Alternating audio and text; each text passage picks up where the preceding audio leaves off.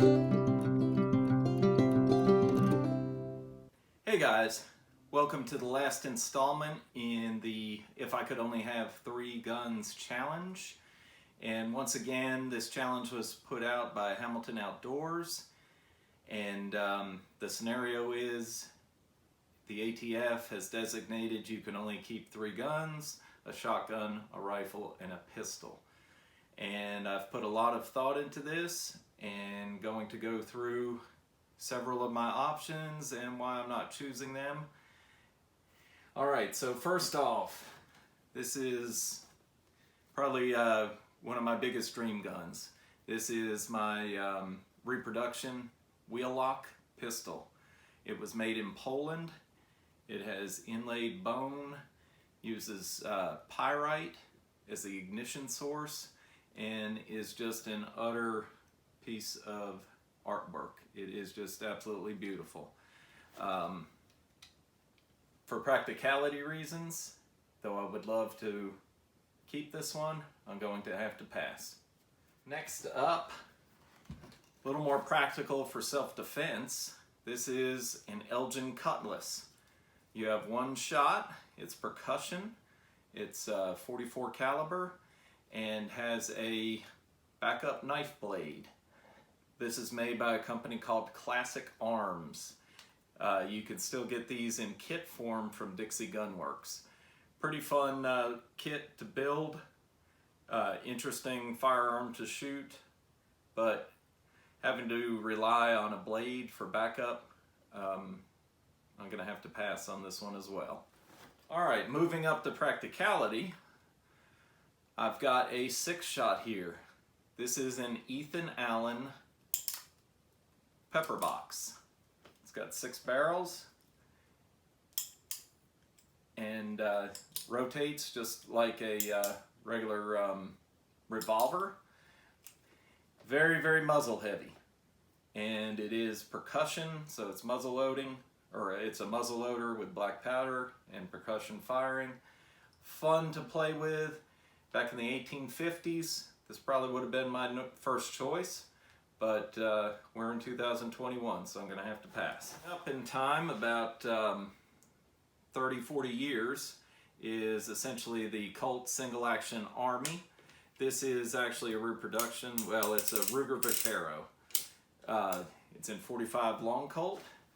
Beautiful pistol, nickel plated, 4-inch barrel, very reliable.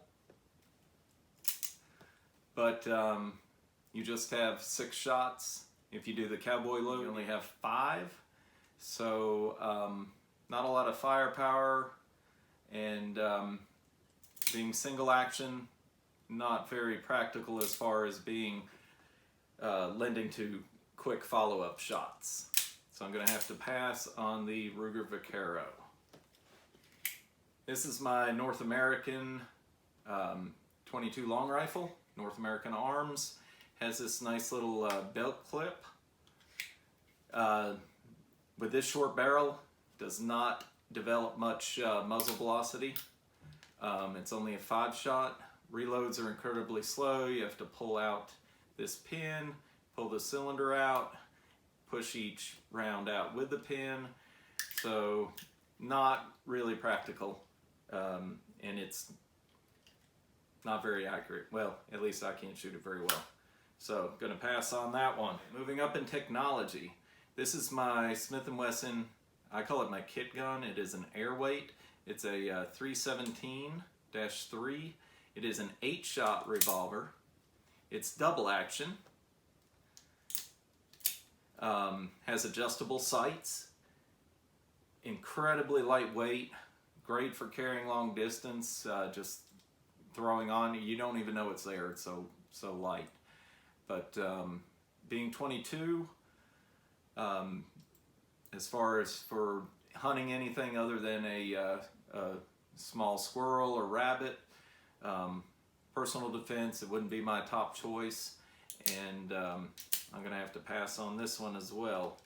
At the other end of the spectrum, I've got this thing always makes me laugh, my Heritage Rough Rider 16.5-inch barrel single action. This one has adjustable sights, which dealing with my barkeep, I think the adjustable sights were a good choice to go with this. It is fun to shoot. It gets looks at the range. I added the orange grips just because I call this my little clown gun, and those just added to it. But Heritage Rough Rider. Due to practicality reasons and the lack of being able to carry this very easily with this 16.5-inch huge long barrel and feeling like the Joker in Batman, I'm gonna have to pass on the Heritage Rough Rider. Sticking with 22, this is my Thompson Contender, and I have this set up to shoot silhouette, handgun metallic silhouette. And what you do with that, I've got a rifle scope on here. You actually hold it up like this, aim through the rifle scope, and you are shooting at little small targets from 40 yards out to 100 yards. The tallest ones at 100 yards are the Rams, and they're about that big. Very accurate. I love shooting that sport, but not practical being a single shot, and just gonna have to pass on the Thompson Contender. I do highly recommend trying out metallic silhouette if you want to get into a challenging, fun sport, though. The ATF classifies this as a firearm. I hope it's okay to put this into this video. This is a Remington TAC-14 pump action, 12 gauge, and I have a Crimson Trace laser mounted to it. I thought that was more practical than just the open sights, because you may end up shooting this from the hip, or if you do hold it up like this, you got to be careful not to get hit in the face.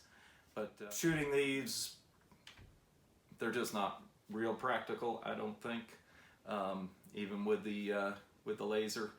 So I'm gonna pass on the Remington TAC-14. This is the Ruger AR-556 pistol. This is a brace. Have a red dot scope mounted to it. This is in 223 or 556, and get a lot of firepower. 30 round mags.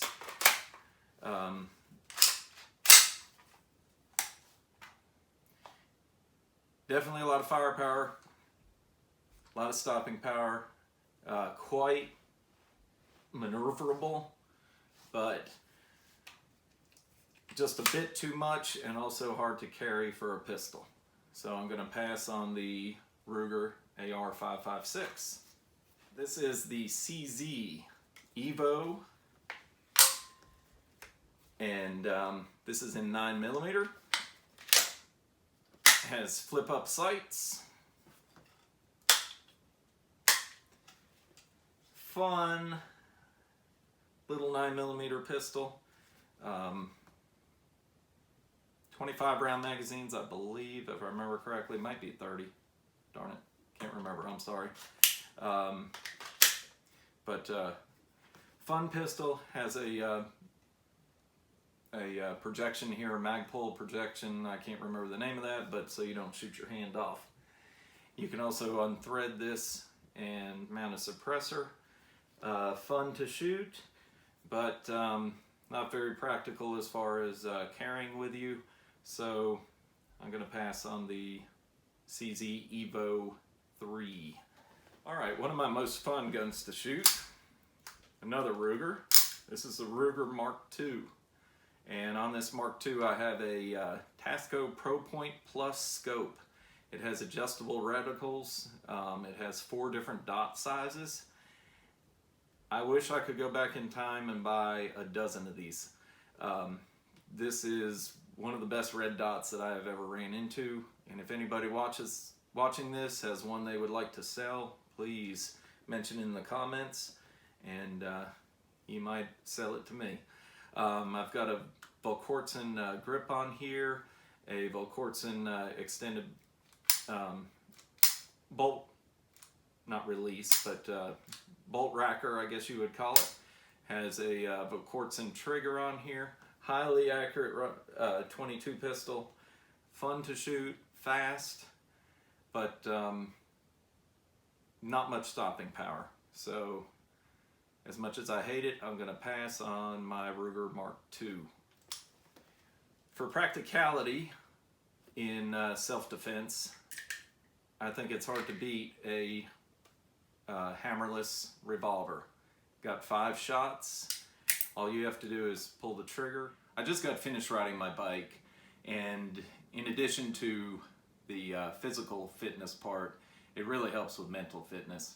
I did a lot of thinking about the take that I did last night, and I wanted to retake this because I got a little bit too choked up, and I'm hoping I can do this again without getting as choked up. But my feelings on a hammerless double action revolver for personal defense goes back to when I was a teenager.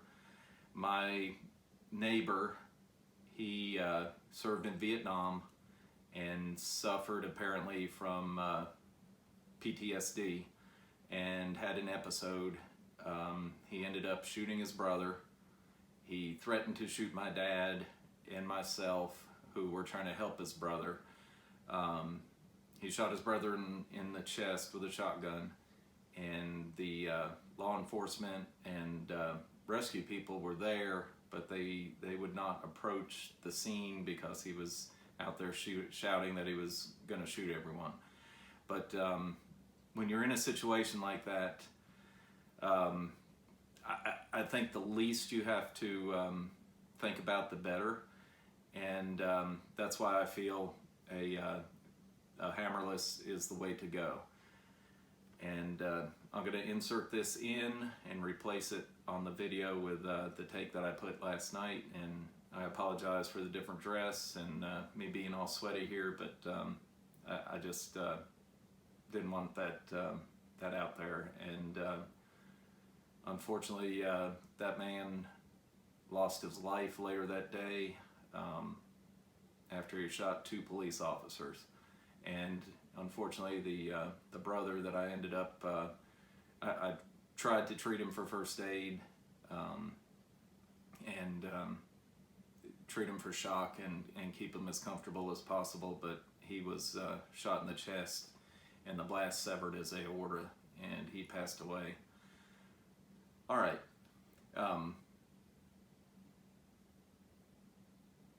Back to the video.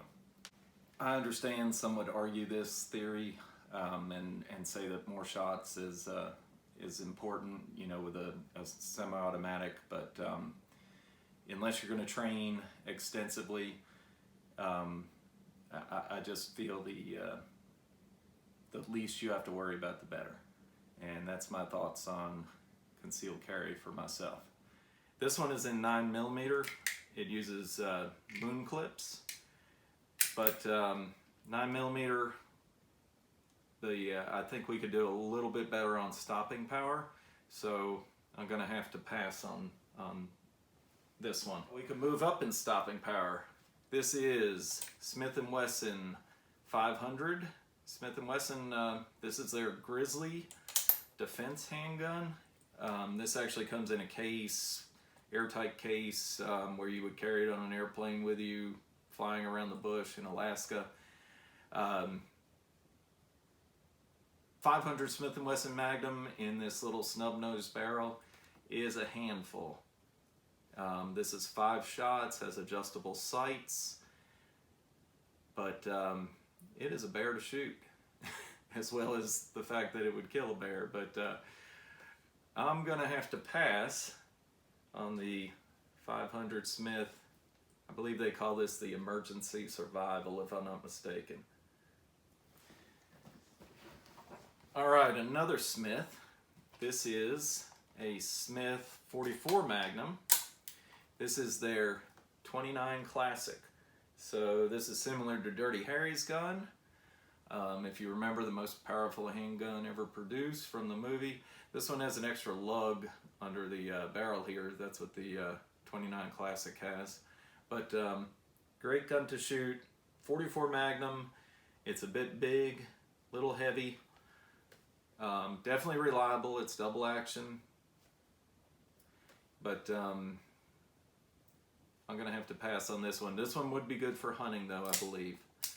You can pretty much kill anything you want to in most of the lower 48 states. Moving to semi-autos, this is an FN 509, has an extended magazine, has a 9mm suppressor on it, has extended sights so you can see over the suppressor, and their night sights are very bright, light up. Great firearm, but semi-automatics can jam on you. And 9mm for hunting some bigger game, I don't think would be the wisest choice. So I'm gonna have to pass on the FN 509. A little bit bigger firepower here. This is a 1911 A1. This is by Springfield. It's stainless steel. Has adjustable sights. Great pistol. Great firepower. Has walnut grips on it. But again, semi-automatics can end up jamming on you, and in this scenario I want something that is ultra reliable. So I'm going to pass on the Springfield. With hunting in mind, got an XP100 here. This particular one is chambered in 223. It has a Harris bipod on it, a 4-power Burris scope, handgun scope with extended eye relief. This is a tack driver. I'd feel comfortable going out at least 200 yards with this, maybe even out to 300. But just single shot. It's also kind of big for carrying around, so I'm going to have to pass on the XP100. Alright, I hope you're still with me. My number one choice for if I could only keep one handgun is the Smith 686-6. This is a 4-inch 357 Magnum revolver, double action. So all you have to do is point and pull. If you want more accurate shots, you can pull the hammer back and shoot from double action. You can shoot 357 or 38 special in this, so that increases your ammunition choices. It's stainless steel, so corrosion would not be much of an issue. And if I could only keep one handgun, this is it. The Smith 686-6 in 357 Magnum. I hope you enjoyed watching this video. Check out some of the other content creators posting videos. Just search the hashtag if I can only keep 3 guns, and come back for other videos, and check out the next challenge, which is 10 shooting accessories in 10 days, that starts on August 1st. Alright, thanks again. Thank you for watching.